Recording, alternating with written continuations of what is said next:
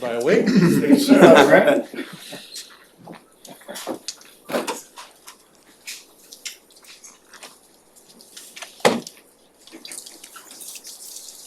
What's going on?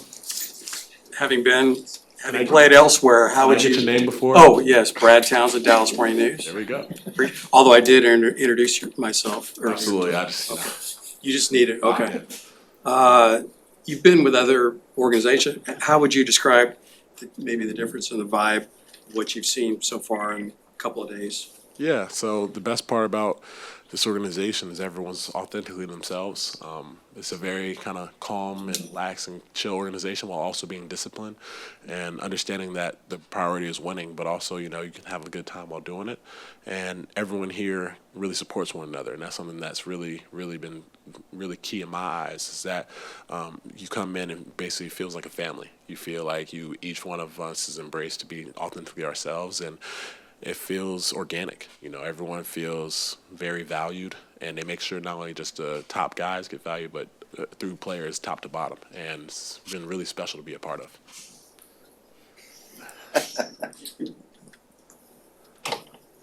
Eddie Mavs.com. Lucas said that you managed to talk quite a bit out there on the court. Is that come easy for you? Because coming into a new situation, maybe it's not the easiest thing to do to step in and be a leadership kind of guy. Yeah, I'm a little goofball at heart. I feel like Luka, and not just Luka, but top to bottom, I try to bring my same personality and just be consistent every single day. I always say it's it's a long year, so to bring smiles and light energy allows not only just yourself to get through it, but everyone else around you. And the benefit of this team is I feel like we have a lot of characters that like to have a good time, but also we understand the priorities that we have set them forth. So as much as, my voice can be loud and obnoxious at times, I tell people you may hate me at the start, but eventually you're going to either say that's just Grant and get over it, or you're just going to end up loving it because it's always going to be there. It's always going to be that nagging voice that you always hear. Same way I don't like to make this comparison, but like your wife, you fall in love with her, but you maybe get annoyed with her every now and again. So it works out. Bria Maranthus, Sports Illustrated Fan Nation. A new NBA season kind of feels like a new school year. So if you guys had a yearbook, what would be your superlative? Like best dressed, most likely to have a TV show, most likely to be president? Let's just say best dress is not in that cards. But I would say most likely to play an Olympic sport, hopefully, knock on wood.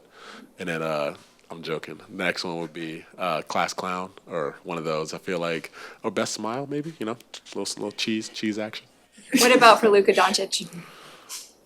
Most likely to pull the fire alarm at school. Hi, Dorothy Gentry with iMessenger Media. ChickfilA or Popeyes, and why is it ChickfilA, and what is your order? I love how you just assumed it was going to be Chick-fil-A from the start, but you were right. Chick-fil-A because I grew up in Charlotte, North Carolina, and Popeyes wasn't necessarily a thing. It was Bojangles and Chick-fil-A. And then Chick-fil-A, my order has always been a 12-count nugget, large meal with a half sweet tea, half lemonade, and then a 3-count strip, barbecue sauce and Polynesian sauce that you mix. Awesome. How important is a sense of humor on a team? How important is that to team chemistry and to being able to, galvanize everybody? In all honesty, I think it's huge. When you have a team that has not much personality, you typically see guys just go their own separate ways. You don't see that connection. When you're able to really communicate both on and off the floor, it allows you not to take things personally, to hold one another accountable, while also being mindful of your surroundings, being mindful of the things that are actually going on and going wrong within the team, so you can make adjustments. And the best teams I've been a part of have that. And I think that's what we have to develop here, a level of consistency and a level of trust in one another to understand that we all have the same goals in mind, and we can help each other. Even if there's individual goals trying to be accomplished, we can help one another to get to those goals. Thank Mark you. Elfenbein of the Ticket. What has surprised you on and off the court about Luka so far? The best thing about Luka on and off the floor is I feel like he doesn't get this, I don't know how goofy he has been over the years and media or how he looks in terms of everybody, but he is a great personality. He's very, very light in the locker room, and also on the floor he's very, very empowering. You know, he puts you in great positions to make opportunities happen, and you are kind of mesmerized to watch at times. So for me, it's always just a matter of staying ready to shoot, because you may be thinking that, ooh, that was a tough move, and then all of a sudden the ball may be coming your way. So Luka always finds you, puts the ball in the right position for you to knock down a shot. And then off the floor, you know, he's, you know, mature in a lot of ways and immature in some ways. But that mix in both, you know, helps you be able to have that light personality and really enjoy playing around him. Dwayne Price, Mavs.com. Kyrie said yesterday that in that series with against the Nets and the Celtics, that you were the guy that brought the intangibles. If that's something that you're going to bring to the Mavs this season. Yes, absolutely. That's my ultimate goal, is to change the nature of the team and how we're viewed. Being tough, being a team that competes at the highest level and has ultimate energy at all times. A team that, you know, not only can perform on the offensive end, because that's never been an issue, but also locks in and keys in on the defensive end and has each other's back. And then being mindful of the actual game plan. You know, the best part about that Brooklyn series, we executed. Coaches put us in a great position, and we followed that plan to the T. And I think Kyrie and KD and all those guys know, you know, it was one of the more challenging series just because we had a bunch of guys who were versatile and really ready to compete and be physical. So I think we have the same opportunity here with guys across the team. You know, you have Omax, Josh, myself, D. Lively, who can switch. You have Maxey, who's done it consistently through the years. Dwight, top to bottom, and Luka when he really commits. And then Kyrie really has great hands and guards really well himself. So it's super exciting because we have a lot of different opportunities and packages that we can run on the defensive end. I know you were born in Houston. When did you leave Texas? Yeah, I was born in Houston. I left when I was probably 3 or 4 years old. My mom was always here because she worked at NASA. She worked at Johnson Space Center. So I would come back, you know, once every now and again. But most of my life I was in Charlotte, North Carolina. Back to why and when you came. Kyrie said yesterday that you were actually one of the players that he recommended. And I don't know what those discussions were exactly, but he did say that.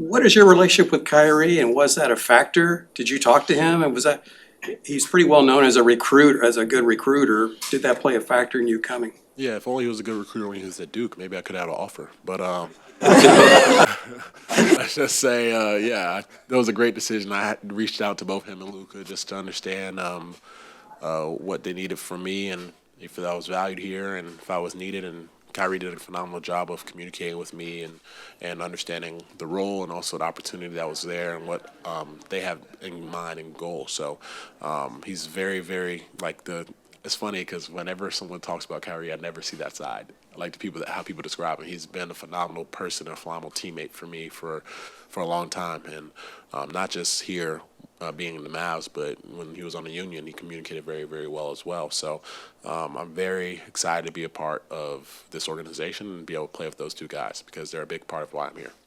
Hey, Grant, Landon Thomas, Mavs fans for life. Kyrie also applauded you taking on a bigger role in your career, jumping and joining Dallas. How important is this season for you to show not only yourself, but, you know, the NBA league-wide that you are a full-time starter and you're helping this team succeed? In all honesty, it hasn't really crossed my mind besides the fact that I have to go do my job. This team is asking me to be a leader, and it's asking me to be a guy that you can look to in consistency, and that's what I've kind of trying to put my mark as. You know, I could care less how everything else goes. I just want to make sure that I do my job for this team and for Coach Kidd and for Kyrie and the guys who believed in me and brought me here. And for me, I just really think of every single day as the opportunity to really impact and make a successful team. And that's the number one thing for me. Individually, things will come naturally. I always try to tell myself that if you go try and force things and try and prove things to people, you can either go one or two ways. You can either go fall off a cliff or you can stop on that edge because you're always going to be thinking about jumping over. So for me, it's just make sure you do your job because when you're doing that, you can ride along that edge for as long as you want, for as long as your career ends. Hey, Grant. Thank you, guys. Grant, was that a dare to flex your muscle after every question answered? I don't know what you're talking about.